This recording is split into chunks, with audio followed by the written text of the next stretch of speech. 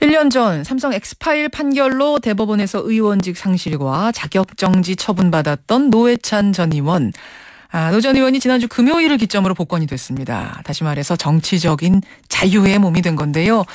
여야 사이에 민감한 이슈가 많은 때라 정치권에서는 반기는 목소리 또 긴장하는 목소리 공존하고 있습니다. 당사자는 어떤 심경일까요? 1년 만에 자유인이 된 노회찬 정의당 전 대표 연결이 되어 있습니다. 노 전 대표님 안녕하세요. 네, 안녕하십니까. 자유의 몸이 되신 소감이 어떠십니까? 예, 방학이 끝난 학생같이. 예. 시원하면서도 또, 방학이 끝났으니까 섭섭하기도 하고 그렇습니다. 이제는 또 어깨가 무거우세요.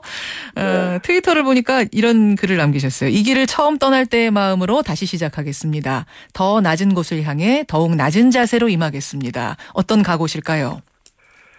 예, 저는, 청춘을 바쳐서 이제, 한국에서 진보정당을 일궈온 사람인데. 예. 지금 진보정당의 그 처지나 평가가 바닥에 떨어져 있습니다.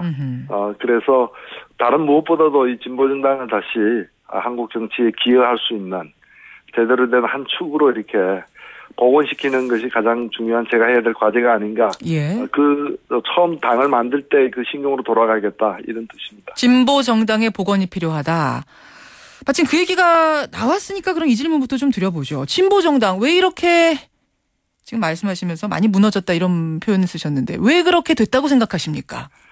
네, 처음 원내 진출할 때는 요즘에 새롭게 출발하는 당처럼 지지율이 20%까지 올라가기도 했었습니다. 그랬죠.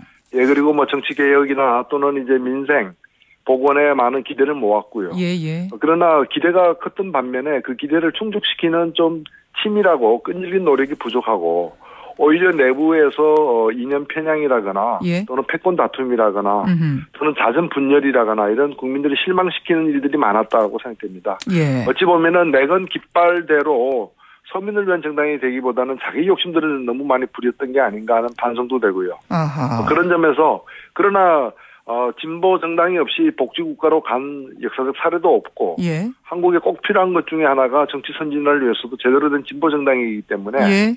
시간이 걸리더라도 제대로 된 진보 정당을 만드는데 진력을 다하겠다. 그게 도리다 이렇게 생각합니다. 최근에 같은 진보 정당 중에 한 계열이라고 할 수 있죠. 통합진보당 정당 해산 심판 또 이석기 의원의 내란 음모 혐의 재판 이런 것들 벌어지는 거 보면서는 어떤 생각하세요?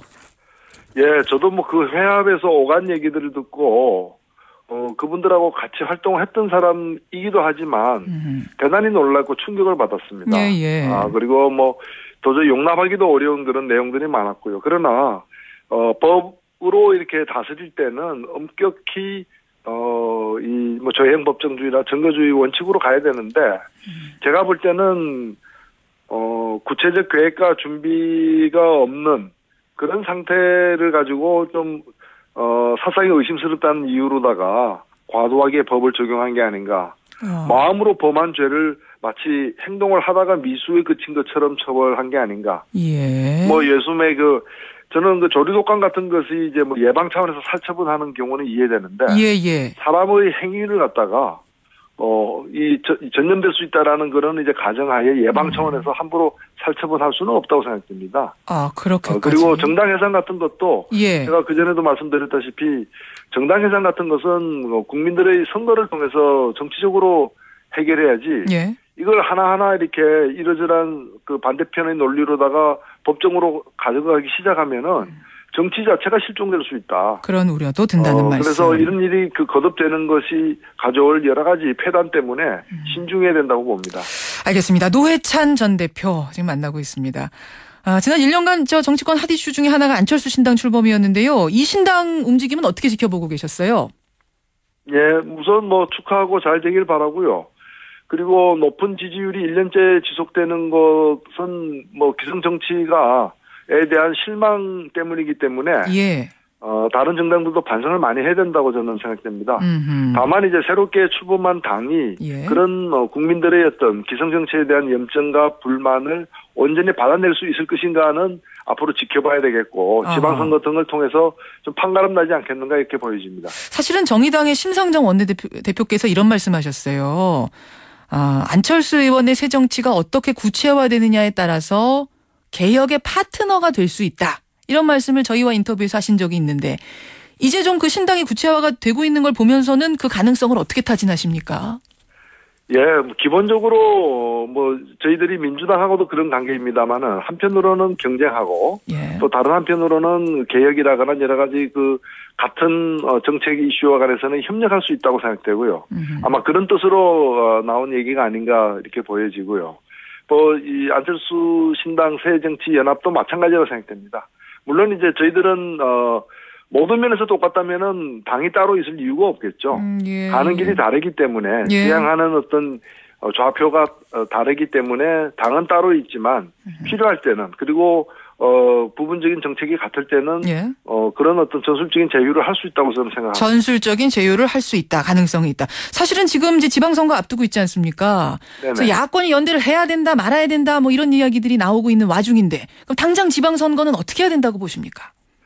예, 제가 보기에는 전면적으로 하는 것 자체가 대단히 인위적이고 정치공학적이고 명분도 없다고 보여지고요. 그러나 어떤 경우에도 연대 안 하는 것도 대단히 경직된 자세라고 저는 보여집니다. 어떤 경우도 연대 아니다라고 선을 긋고 가서는 안 된다라는 말씀? 네, 그렇죠. 그것도 대단히 좀 경직된 자세이죠. 충분히 명분이 있고 예? 그리고 또 그런 국민들이 요구하는 그런 국민들에게 도움이 되는 예? 그런 이제 조건 하에서는 연대가 있을 수도 있거든요. 그걸 갖다가 미리부터 하지 않겠다고 얘기하는 것은 제가 볼 때는 선거 초반에 좀 기싸움 차원에서 취하고 있는 입장이지 계속 유지되기도 어려울 것이다. 그렇게 보세요. 근데 그 조건 재보궐선거도 예, 지방선거만이 아니라 재보궐선거도 있고 앞으로 총선 대선 다 있는데 예. 그러면 우리 당은 어떤 경우에도 연대하지 않는다라고 그럼 선언하면 지켜야 되지 않습니까? 근데 제가 볼 때는 거의 일회용 발언 이상의 의미가 없을 것이다 보여집니다. 일회용 발언 이상의 의미는 없을 거다. 이번 지방선거에 대응하는 초기 단계에서 나온 얘기지. 제가 볼 때는 실제로 그 구성원이라거나 여러 가지 주요 정책이라거나 이런 차원에서 볼 때 경우에 따라서 이렇게 선거 전술 차원에서 부분적이고 또 제한적인 영역에서 연대가 있을 수 있는 게 아닌가. 그 범위를 지금 예측하기는 힘들겠습니다만은. 그렇군요. 네. 만약 그러면은 그런 어떤 말하자면 지금 조건이라 하시면 새누리당의 어부질이 주는 그런 상황에서는 연대해야 된다 이런 말씀으로 들리는데 그런 거죠? 예, 근데 그럼에도 불구하고 그 후보들이 어떤 후보들이고. 또 그것이 이제 선거 결과에 미치는 어떤 영향이 크냐 작으냐 등을 종합적으로 고려해서 판단될 문제이다. 물론 많은 사람들이 우려하고 있는 것처럼 무원칙하게 실리 하나만을 위해서 정치공학적으로 또 기계적으로 연대를 전면화하는 것은 가능하지도 않고 또 필요하지도 않다 이렇게 생각됩니다. 그렇게 보시는군요. 노회찬 전 대표. 마침 지방선거를 앞두고 복귀를 하시는 바람에 노 전 대표가 서울시장에 출마를 하느냐 안 하느냐 이 여부가 관심이 갈 수밖에 없다는 거 아시죠? 예. 당에서는 정의당에서는 서울시장 선거 또 아니면 7월 재보궐선거 이거 다 가능성 열어놓고 논의할 거다. 노회찬 전 대표. 이런 얘기를 했습니다. 개인적으로는 어떤 생각 가지고 계세요? 예, 당에서는 당연히 아마 그러실 것 같은데, 저도 서울시장 선거 출마한 바도 있고, 그렇죠. 또 꽤 준비도 많이 했던 사람으로서, 사람이긴 합니다만, 바로 2년 한 몇 달 전에, 2011년 말에 서울시장 재보궐선거가 있을 때, 제가 박원순 시장의 공동선대위원장 중에 한 명이었습니다. 그러셨죠. 선거운동도 열심히 했고요. 근데 지금 불과 2년 만에, 제가 볼 때는 이제 품질 보증 기간이 아직 안 끝난 것 같습니다. 제가 나서가지고 이 상품이 잘못됐으니까, 반납하고 제가 하겠습니다. 이렇게 얘기하는 것은 좀 제가 볼 때 좀 인간의 도리는 아니지 않는가. 예, 당원의 도리도 중요하겠지만은 당원의 도리가 인간의 도리를 넘어설 수는 없는 거 아닌가. 근데 진보 정당 세력이 상당히 약화된 상황, 아까 말씀하신 것처럼 그런 상황에서 당에서는 상징적인 서울시장 후보에는 한 분을 꼭 내고 싶을 거고 노회찬 전 대표를 당연히 꼽게 될 텐데요. 이렇게 희생을 좀 요구한다면? 당에서 후보를 내서는 안 된다는 말씀을 드리는 것이 아니라, 저로서는 사실 저도 선거운동 꽤 열심히 해서 박원순 후보를 당선시키는 여러 힘 중에 한 축으로 자경도 했는데, 2년 만에 나서면 그럼 당신이 2년 전에 한 얘기는 뭐냐? 이런 물음 앞에서 제가 자유롭지 못하다는 측면이 있다는 말씀이고. 그러면 서울시장은 불출마 선언을 하시는 건가요? 뭐 선언이라기보다는 일단 예. 애초부터 제가 예, 그런 상황에서 생각이 없다는 말씀이고 그리고 박원순 후보는 당적은 민주당이지만은 예.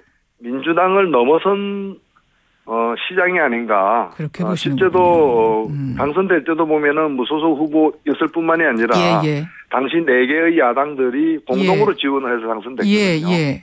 그런 것이 지금도 그 성격은 유지되고 있지 않느냐. 유지되고 있다. 예, 그런 점에서 뭐 제가 출마를 갖다가 고려하고 있지 않다는 그런 알겠습니다. 말씀이고 예. 사실 저는 뭐 이런 문제는 물론 이제 당과 상의를 해야 되겠습니다만은 알겠습니다. 개인적으로 볼 때는 뭐 박원순 시장이 한 번 더 당선되는 것이 새 정치가 아닌가 예. 그런 생각도 갖고 있습니다. 여기까지 말씀드려야겠네요. 고맙습니다. 네, 감사합니다. 노회찬 전 의원이었습니다.